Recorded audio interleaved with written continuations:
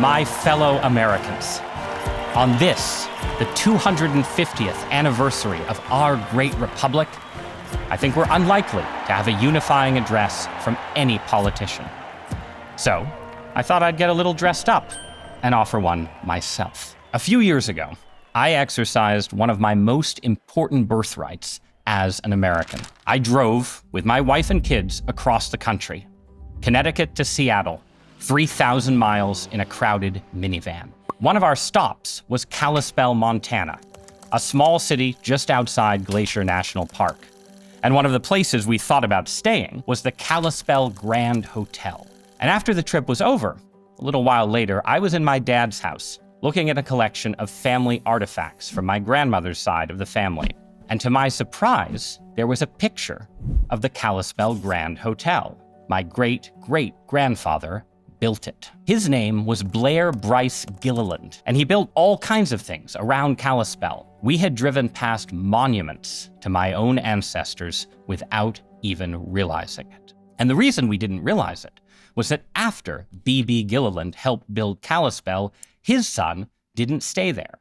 He left and started over in Southern California.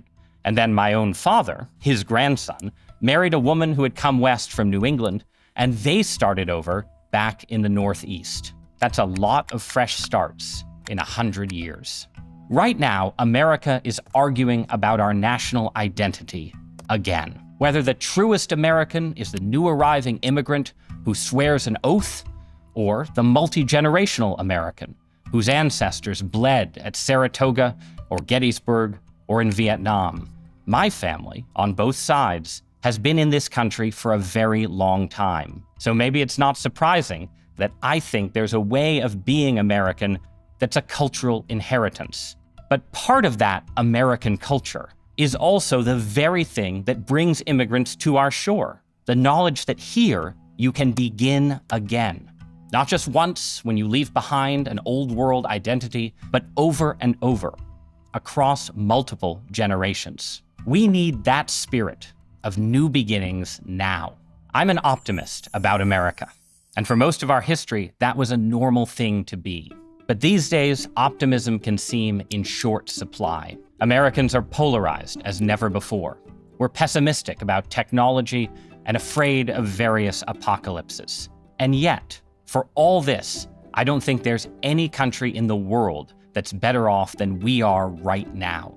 Many of our problems are problems all over the globe, and here in America, we still have unique resources to overcome them. Comfort with ethnic and religious pluralism, powerful protections for free speech, an unusual spirit of patriotism, an enduring faith in God's providential care, and a spirit of why the F not that still has the power to amaze the world.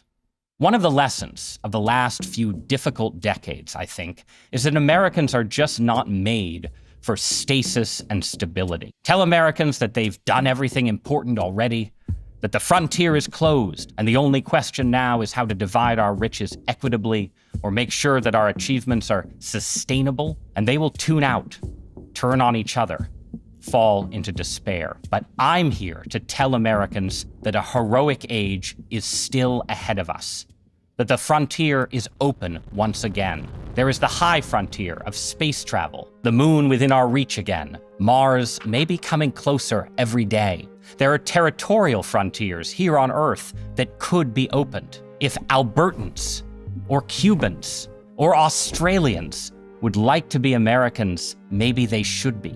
Taking Greenland by force is madness. Seeking Greenland in a fair exchange is as American as, well, the great state of Alaska. Then there are also internal frontiers, ways to transform our own country that technological progress might make possible, bringing more water to the arid West, planting forests in the southern plains, making cities grow and deserts bloom. The age of monuments should come again. We should complete the great statue of Crazy Horse that my children on our cross-country trip saw looming unfinished near Mount Rushmore. And we should build statues of Lewis and Clark on bluffs over the Mississippi or Missouri, like the statues of the kings of Gondor that greet the Fellowship of the Ring. And the wealth of our Tolkien-loving technologists should beautify our cities as the wealth of our industrialists once did. Finally, there is the frontier that every American can reach out toward, which is the future itself, open to everyone who resists the false sense of human obsolescence. America began in revolution, and today, the most basic human actions can be revolutionary. Everyone who builds, who plants, who marries, who has a child, who makes a new beginning, reaches for the next American frontier. Since the 1600s, my own ancestors have begun again as Mainers, as Virginians, as Arkansans, as Montanans, as Californians. They have begun again as pig farmers and bicycle salesmen, as lobster fishermen and lawyers, as artists and poets, and now, God help us, as newspaper columnists.